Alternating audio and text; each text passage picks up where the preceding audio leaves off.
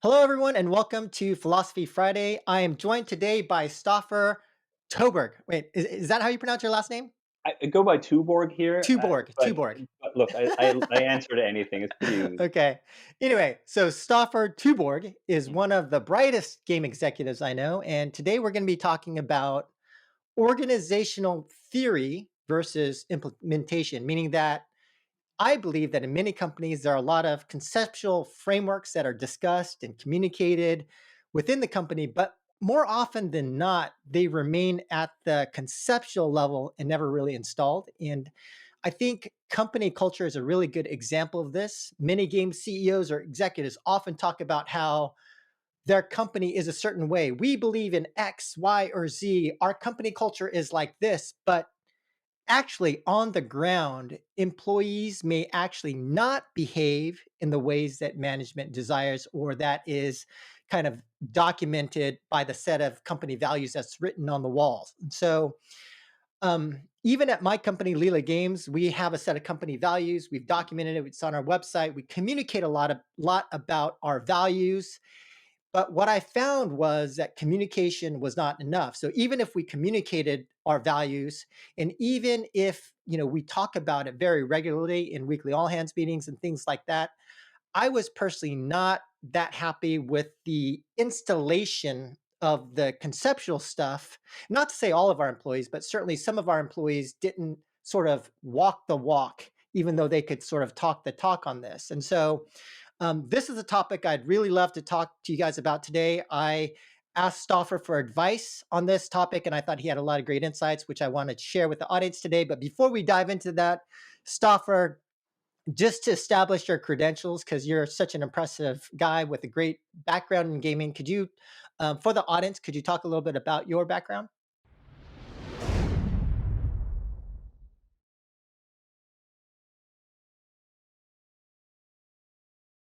Yeah, I don't really think my background is very impressive. I think I was like one of the last generations of kind of dumb people who snuck in at like entry level roles many years ago. But You're I very humble.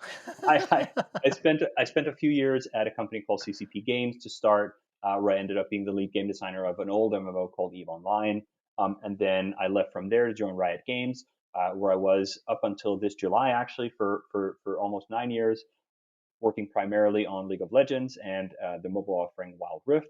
And since then, I have moved on to a startup called Clockwork Labs, where I'm the EP, and we're working on a new MMO called Bitcraft Online that I'm super excited about. And yeah, we've met a few times and talked about different kind of organizational challenges. Right. And so maybe now just to kick things off and dive right in. So I think, company culture is a concept many people talk about, many executives talk about. I actually also ran a survey earlier this year amongst a bunch of game company CEOs, and the number one, what they considered to be critical, even over fundraising, even over a company strategy, was company culture. But I feel like if you were to ask any two people in a company, what is company culture?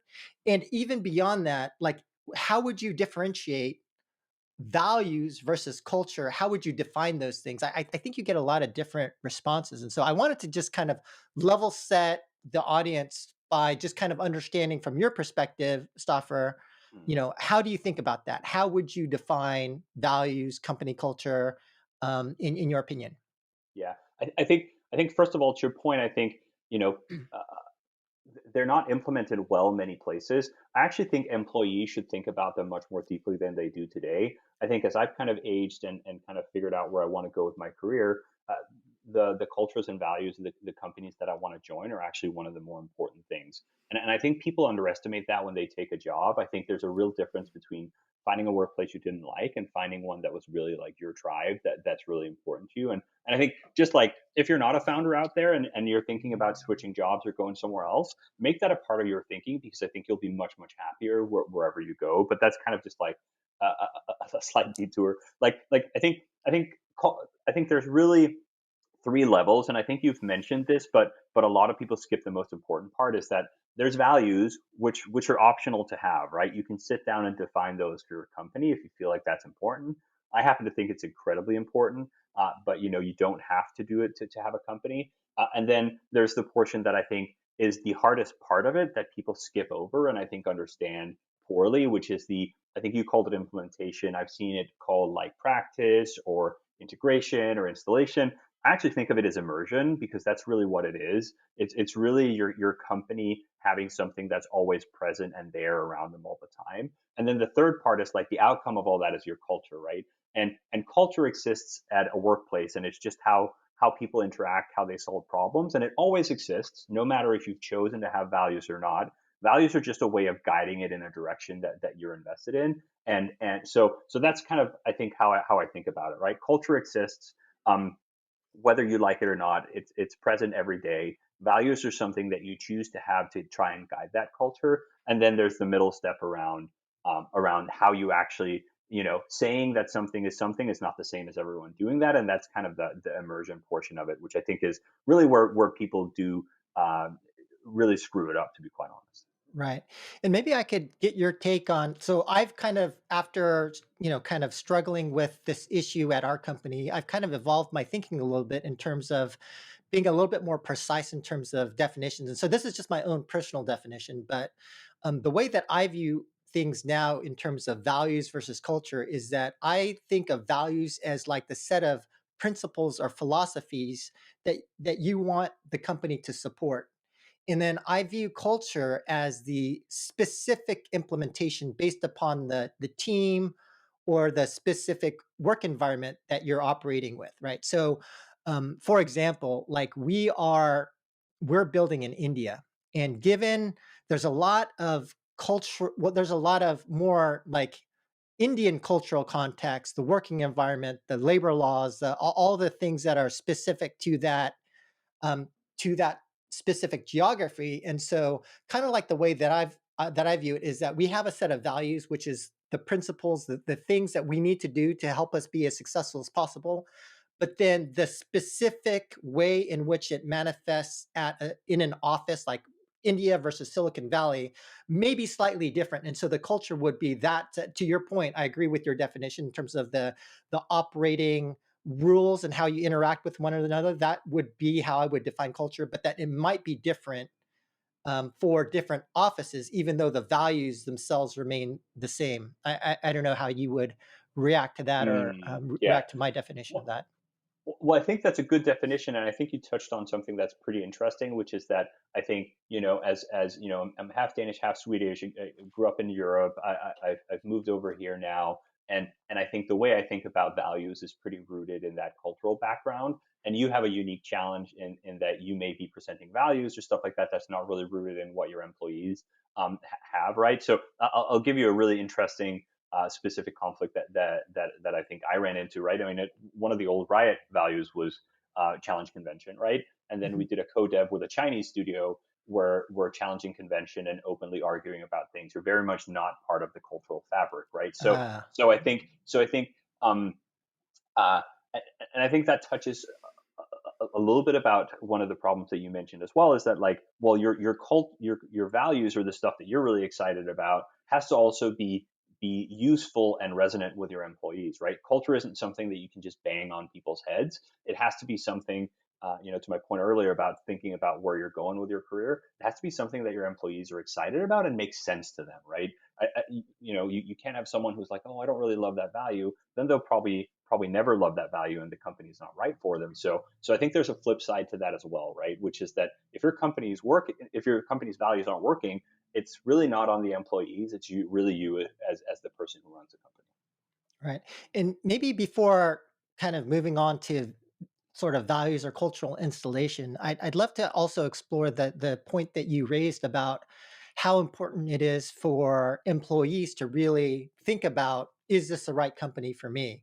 Yeah. And I do think that, to your point, like I feel that that is such a huge waste of time, right? Like if you're joining a company and you don't do the research and you don't really think about, is this the right company for me? Is this the right environment for me to be working in? I do think that there's huge potential for like inefficiency and waste. You go there, it doesn't work out, and then you have to, then you quit or you're fired, and so I definitely agree that like that's something that people should be more cognizant of, and Mm, kind of like the way that I describe it to a lot of the people that I talk to our employees is that, and I hope that becomes increasingly better accepted is that I feel like the other way to think about culture is like, it might be a stupid analogy, but I liken it to different flavors of ice cream, right? And so there could be vanilla ice cream that mhm, supports like work life balance, and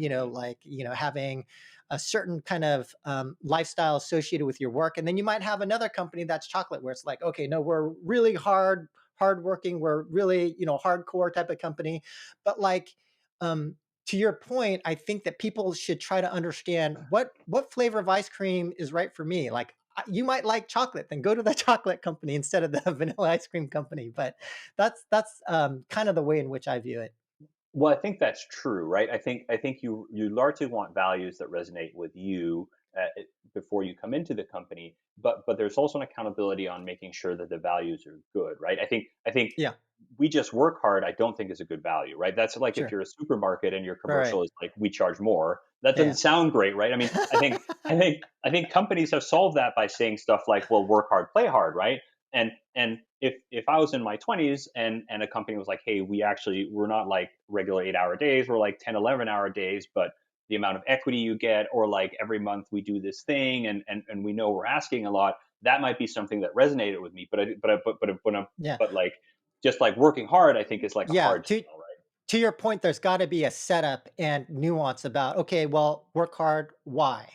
Yeah, What's the yeah. situation in which, why are we working hard for what reason? What's the objective? And then also, it's got to be fair, right? It's like, the thing that's always frustrated me was, and even in Silicon Valley, was, a lot of management or leadership teams that really drove their employees into the ground. And then on the successful launch, it's like, hey guys, we had massive success. Thank you so much for all of the long hours that you pulled. And by the way, you're all getting iPads. It's Yeah. like, Here's okay, a pizza party. thank you. Yeah, thank you for the pizza, thank you for the iPad. Yeah. But then it's like, and then the leadership who's not even working that hard Mm, gets all of the reward. And so, mm. I mean, yeah. So to your point, I think like when you the values have to be right, they have to make sense, and I think they have to be fair. So, Well, they um, have to be exciting for some type of person, right? And yeah, then and then the way that you feel it in your day to day is like how they're exciting, right? And that's kind of some of the like installation or immersion or however we do. I mean, I think one of the really great examples that I feel like when I'm kind of diving back in kind of the Riot bag, who I think was a company who did it very well. Actually, CCP did it pretty well too, but I think in very differently, right? But if you take like um, one of the old values, which was like take play seriously, right? You felt that every day, right? If you've ever interviewed with that company, you know that the first 5 to 10 minutes starts with a talk about video games, right? It's to relax the candidate, but it's also to really find out like, do they love playing video games? Are they a good fit in a culture where that's like a really core part of it, right? And then once you're through the door, you see it through all these different like ways of immersion, right? I mean, you get like I can't remember what it is now. I think it's like you get $400 for video games every year that you can just like refund off Steam or whatever. You can right, play games at work. There's really a principle which I don't know if they've kept up now. They've expanded so much, but there used to be a PC bong or a PC cafe at every office to make sure that people could go play whenever they did. Right? There's an event called Thunderdome, which is a big hackathon, and the take place seriously thing is just like it's just such a part of culture no matter what you do as a part of that life in there, and that's the part that's hard, right? That's the part where I think companies are either highly successful with their culture and values, or it's something that they just plaster on the wall and everyone forgets about. right. So maybe now we could talk about that part, which was really I felt like really great advice you gave me when it comes to the values or cultural installation. And I think that if maybe we could just go back to that, as just for the setup for our audience. I wasn't happy, and again, it wasn't all of our employees, but some employees, like the manifestation or the support of the values, I wasn't seeing uniformly being supported. Hmm. And so, it'd be great to hear your thoughts about, okay, you come up with a set of values or you're trying to define your culture in a certain way. Management documents it, communicates it. And so what's the next step there in terms of how the practice, what you're calling the practice or what I call the installation? How do you Yeah. think about that? Well, I actually think you shouldn't communicate it before you have like a plan for installation, right? Because you might have a Okay. value that once you think about how to install it or make it successful, it doesn't work at all, right? And I Okay. think what you really want to do is you want to figure out what are the things that are really meaningful and important to you as someone who has a company, and how do you make sure that it's meaningful and important and impactful on all the people who work for you, right? And that can be, like I said, at Riot for Play, it could be that you get that gift card to play games and you're encouraged to spend it. I think other organizations who have done it very successfully. I think religious institutions do it very well. I think Yeah. like the other day I was thinking about the military as well, right? When you think about like war and peacetime command, right? And the wartime command is reinforced absolutely every day through ranks, through access to different things, through like just automatically not even making culture choices like saluting and stuff like that, right? And it's so ingrained and immersive in that experience. And you want to figure that out, I think, before you unveil it, right? I think if you go, these are the values, then people read it and they forget about it. But what you really want to do is you want to make sure you have everything in place to have people live it. Otherwise, it just becomes like a slogan, right? So I think that exercise and that kind of brainstorming, and quite honestly, investment on company leadership's time in terms of how you live it day to day, I think is really important to have down before you do it. This is like, for me, I think you could come up with corporate values in 3 minutes, but you could spend a lot of time figuring out what the implementation is and never get it right. And I think that's where people trip up because they do the first part and then the middle part is kind of skipped over. Right. And I think that was the mistake that we made or I made in terms of being more structured about how do you actually install this stuff. And one of the things that you talked to me about and you kind of ran through with me was this notion of like I forgot what you called it, but like a manifestation board. And so, Hmm. Stoffer, could you talk about that and how and it's it's not like a super complicated exercise, but I thought it was very valuable and kind of for me, unearth some deficiencies in which some of the values it's like oh yeah we do this, but in other places it's like actually those are just words right now. We're not really reinforcing them with systems. But could you talk about that practice that you had recommended to me?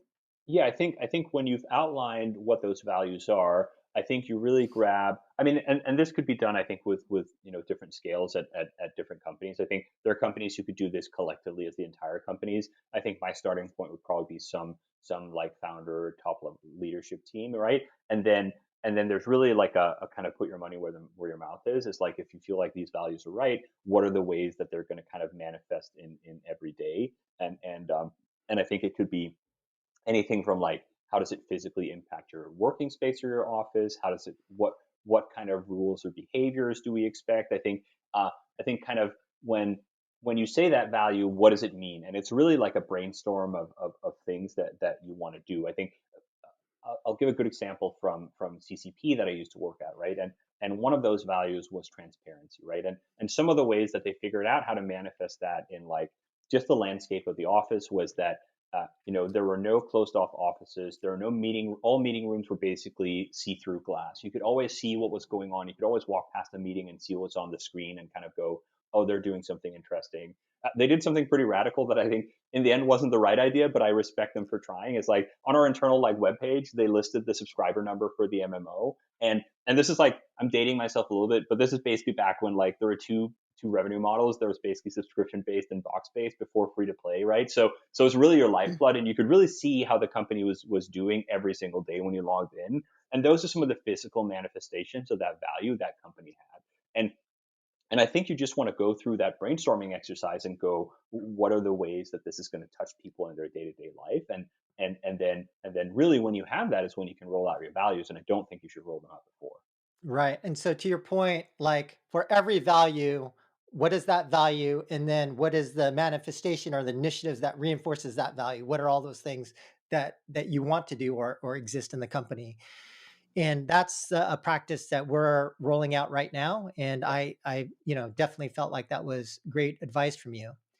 Yeah, and Um, by the way, I would say if you go through that exercise and you have values that are hard to implement, you may want to reconsider whether that's a value, right? Because it's Yeah. also a soft test on whether the choice is right for the company. Because you might be in a situation where you have a value that you know your people can't live up to, you have no way of manifesting, and is it even worth using? Then it's probably not. And I think the Right. highly successful ones are the ones that you can manifest frequently and powerfully, and again, in a way that hopefully you could use this in a very negative way, right? You could go like, oh well, our value is that people are here for 11 hours, and that's obviously also not how it should be done. I think the places where it's done well, you create a culture where people feel like they're in a place where they fit and they belong, and that the company is run in a way that makes them really happy coming to work. And obviously on the company side, you get something out of it as well, right? There is some shape of your product in your organization that you think will make you win. Right. And maybe like the next question I can ask you, Stoffer, is just because I think that the consensus view on company culture is that it's critical. And I think, like I mentioned, had this survey amongst 50 game company CEOs. Number one by far, company culture. That's the most important, more important than fundraising, blah, blah, blah, everything else. But then I think if we were to ask, well, then how important is it to a company to have strong values or a culture? And I think if you were to really see how much time is spent by game company leadership teams on culture and values, I mean, certainly there are exceptions. I mean, I'm sure Riot probably spends a lot of time on stuff like that.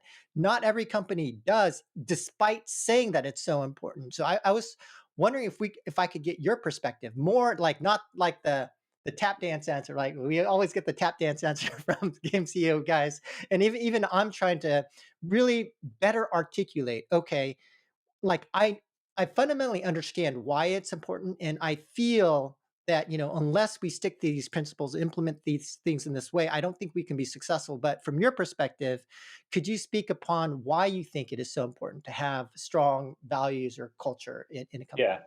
Well, so I don't want to sound like a nihilist here. I think, but like I don't think anything is important unless you have a good purpose for it, right? So Okay. so I think I have really strong opinions around frameworks that solve certain problems in time, but I'm not Yeah. married to any one thing. I Okay. think if you're a two-man company, right? Let's say you and I started a company and we knew that we just really wanted to make games together and we're never going to scale past that, and Yeah. we're just going to do that for the rest of our lives. Culture and values might not matter, right? I mean, culture and Right. values is a way of retaining something as you grow. So I think it's important in situations where you're a growing company that has something a goal that they want to reach. But I don't think everyone should be married to it, right? You could start a 5-man company and not have values and culture, and take it seriously until you're 25, right? I mean, that might be the right choice for your company.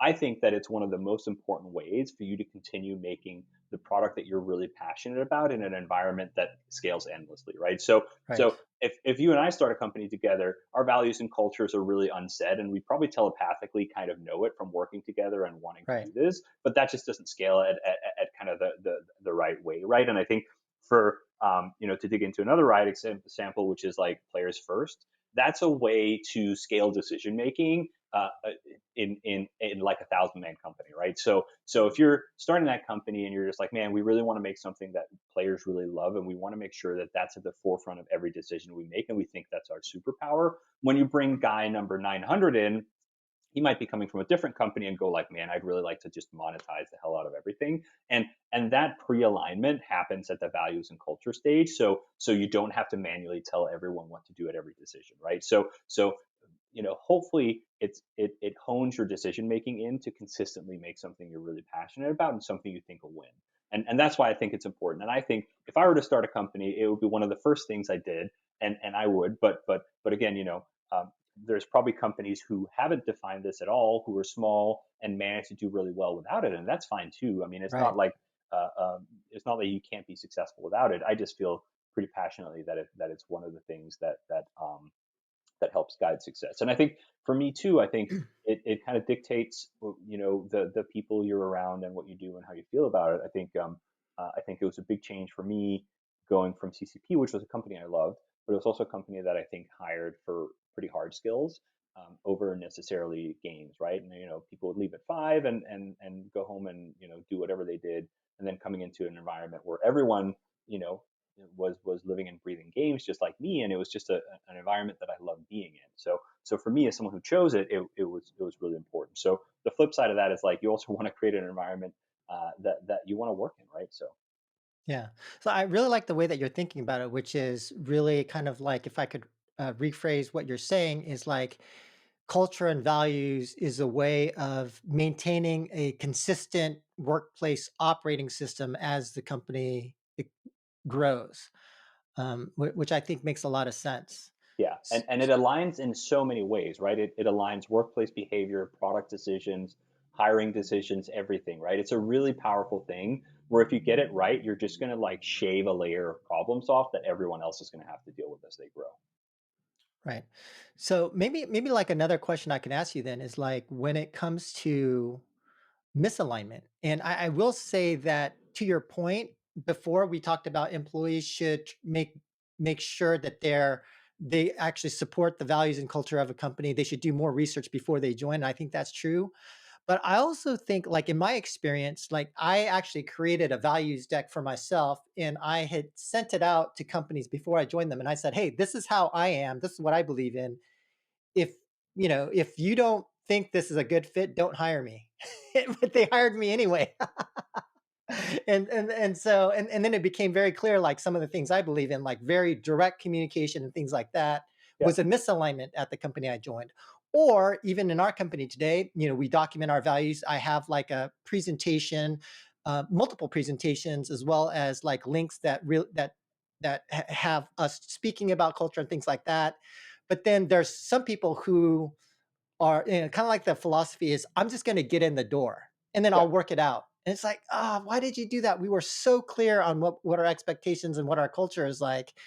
And now that you join, then they're just like, well, I'm like this, not like this. And it's like, why did you do that? Now I have to yeah. let you go. Right. So then for misalignment, how do you think about reacting to that? Do you just let them go, or like how much leeway or slack would you would you consider for employees if there isn't a perfect fit?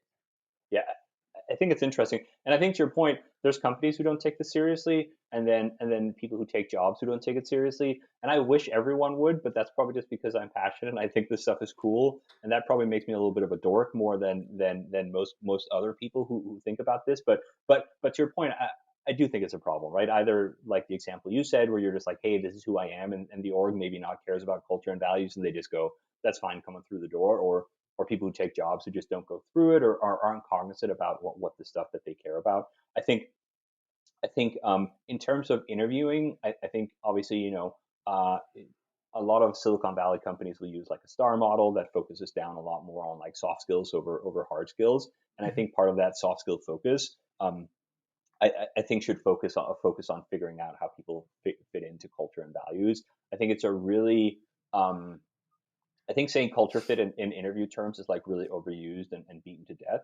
But at the core of it is it's really important, right? You need to figure out whether you're a match for that person and that person is a match for you. And I think it really starts there, right? So I think that has to be a really key part of the interview process. And then once you get in, I think one, you should allow people a window to kind of get off the train if they need to. If you come in and you figure out the environment isn't right for them, I think it's actually really important for you as a company to let people leave gracefully and with some help rather than retain them, right? Because if you can have someone come in and be a bad influence and do poorly in your company for a year, that's much more expensive than you saying, hey, we're going to pay you 2 months if to walk out the door if you're really uncomfortable, right? So I think that's one thing that's one thing that I think don't it's hard to change jobs and it's hard to leave, and I think employees knowing that if they made the right choice that they could go somewhere else, I think is pretty good. And then to your portion, which is like how do you align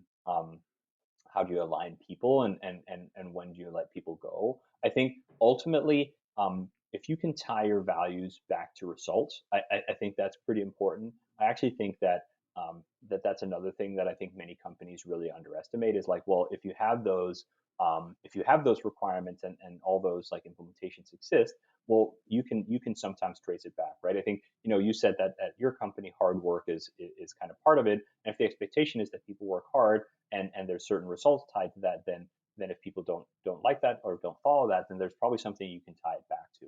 What I will say is um, saying you're going to get fired because you're not like a cultural fit, I think is like a little loosey, and I think is a pretty questionable practice, right? I think you can have a lot of probably well-founded discrimination lawsuits, and it's like a little too soft, I think, to just kind of let someone go.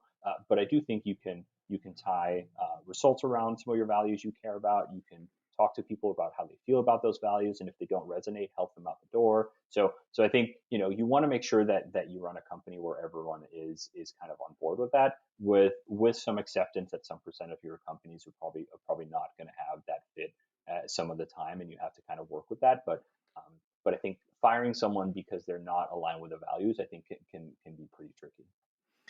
Yeah, I totally agree with you on that.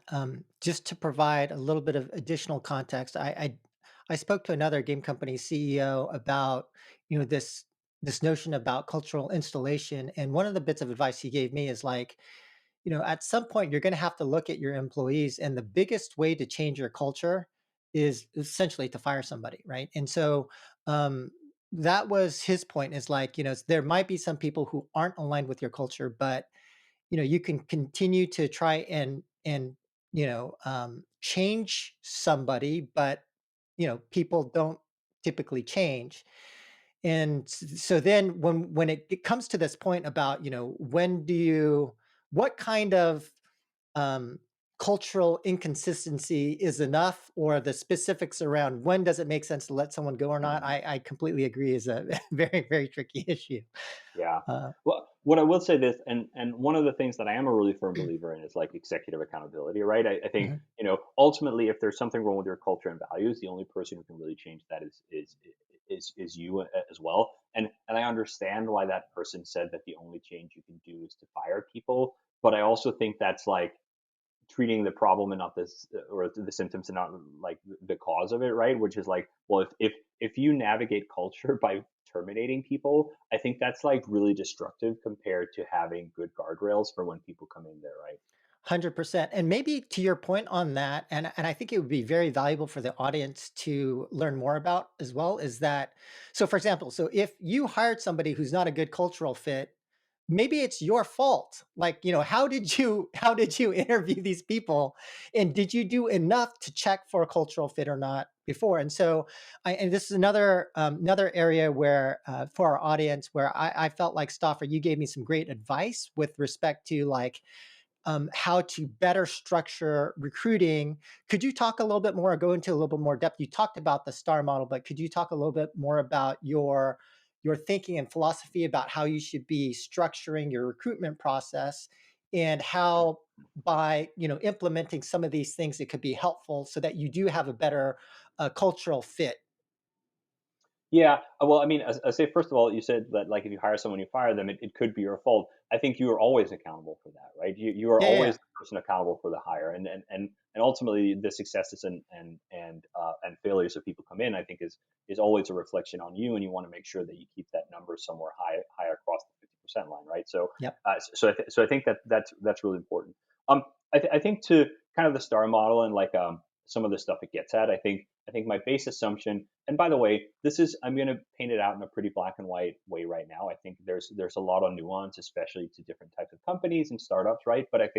Um, but I think my base philosophy is that like hard skills can be taught, and soft skills are significantly harder to teach. And a lot of times the soft skills and those values kind of have some overlap, so it's a really good way of testing stuff, right? And again, this will be different for a startup potentially because sometimes you just need a superstar through the door who can solve a problem. But I think if we're just like in an open field, I would always hire the person who has really strong soft skills and assume that they can learn the hard skills down the road.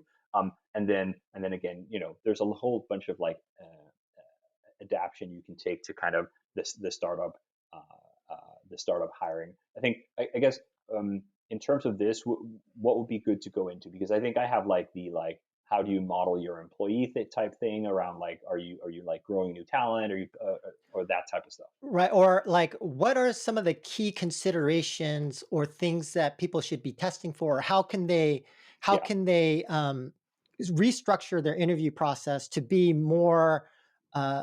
be more predictive of whether someone's going to be a good cultural fit or not. Maybe just kind of high level explain Yeah. star.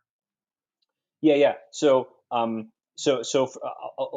give a good example right now is that I think where I'm at now, we're a small company, and I think we value people who can do multiple things, right? If we can have a whole bunch of people who are pretty entrepreneurial and um, and have uh, have a good experience having done different things, right? If I can get an artist who's a little bit technical, that's really great. If I can get a designer who's a little bit of an artist, I think that's really great too. And what we really probe for is like kind of the enthusiasm around those multiple skills, or kind of trying to get to some of that type of stuff. We're a fully remote company, so I care deeply about teamwork, right?